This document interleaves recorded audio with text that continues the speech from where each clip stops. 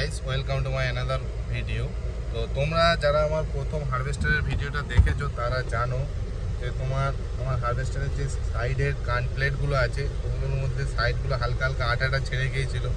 তো ওটার জন্য একটা তোমার যে কাঁচ জোড়া করার জন্য যে আঠাটা লাগে এই আঠাটা নিয়ে যেতে হবে। প্লাস আজকে তোমার যে সমস্ত আগরের নিচেগুলো ফুটো হয়ে গিয়েছিলো, যেগুলো দিয়ে আর কি তোমার ধান লিকেজ করতো, ওইগুলো তোমার সারানোর জন্য গ্যাস ঢালাই করবে, যে সে এসেছে ওই কাজগুলো কমপ্লিট করছে। তো কোথায় কি আরও আছে সেগুলো আজকে আমরা দেখাবো গিয়ে তোমাদেরকে। চলো, ওগুলো সব রিপেয়ার করাবে আজকে, আর কালকের দিনটা হলেই হয়তো হয়ে যাবে। আজকে তোমার যে রেডিয়েটার ওয়াশ করা হয়েছিল, রেডিয়েটার ওয়াশ করে চলে এসছে, ইঞ্জিন অয়েল, গিয়ার অয়েল সব আজকেই চেঞ্জ হয়ে যাবে। তো দেখা যাক কতটা কি হয়েছে। চলো, দেখো আমরা গাড়ির কাছে চলে এসেছি। তো গাড়িটা পুরোপুরি খোলা আছে এখন। ওপরে ইয়েটা খুলে কাজে পাঠিয়েছে, দেখেছো? ওপরে যে ঢাকনাটা, থ্রেসারের যে চাপাটা, ওটা কাজে পাঠানো হয়েছে। আর বাকি তোমার যেখানে যা ঝালাঝুলির কাজ সেগুলো তো তোমার করে দিয়ে গেছে বললো কালকে। তো কোথায় কি ঝেলেছে চলো একটু দেখি। আগরের ইয়েগুলো আবার লাগিয়েছে? হ্যাঁ লাগিয়েছে, ওই তো। হ্যাঁ, এইখানটা একটা ফুটো ছিল মনে হয়। কোন হ্যাঁ পুজোটা, ওই তো। হ্যাঁ, এইখানে একটা তোমার ফুটো হয়েছিল, এটা তোমার ঝেলে বুঝিয়ে দিয়েছে। বাকি তোমার পিছনের দিকে এক ফার্স্ট আগরটা ফিট করেছে, যেটা ট্যাঙ্কে ধান যায়, ওটা নিচেটায় দেখো ঝেলেছে। এইগুলো আমাদের সব বাতিল, দেখো ওটা ওদের ব্যানার। দেখো তোমার আগরগুলো, 4টে আগর এখানে আছে। এইটা হচ্ছে ফ্যানটা, এটা হচ্ছে তোমার রোলার একটা, এটা তোমার চাপা, একটা চেন, ওই যে বিয়ারিংগুলো বাদ পড়েছে, একটা ফার্স্ট আগরটা এটেছে। আর এইটাও মনে হচ্ছে আমাদেরটাই, এইটা ঝেলে ঝুলে এনেছে। বাকি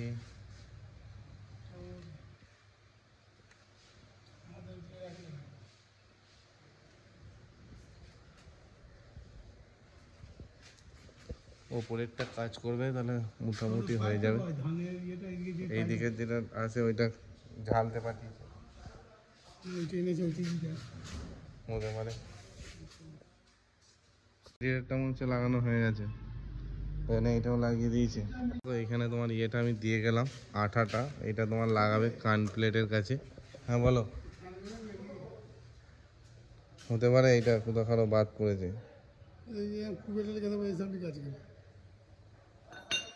কোনো অন্য কারো হবে, তারও তো মাল টুকটাক পড়ে আছে এদিকে।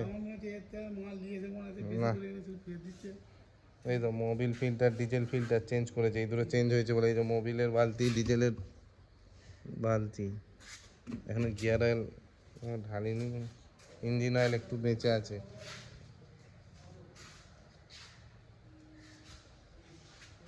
তো অলমোস্ট গাড়িটার কাজ হয়েই এসছে।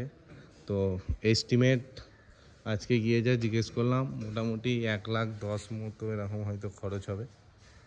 তো যা ভেবেছিলাম তার থেকে বেশি হয়ে গেল।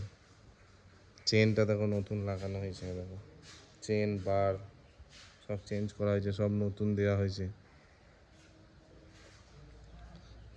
তো গাড়িটা কেমন পারফরমেন্স দেয় এবার সিজনে দেখা যাবে, এখন তো আর কিছু দেখার নেই। তো চলো, এটা কী হারে রিপেয়ার হচ্ছে তোমরা দেখতে পাচ্ছ। তো কত টাকা খরচ হতে পারে, তোমাদের এস্টিমেট কি বলে? আমি তো তোমাদের বিল দেখাবোই কত কি খরচ হচ্ছে। এখানে একটা ইঞ্জিন খোলা আছে। আর কি করবো, চলো।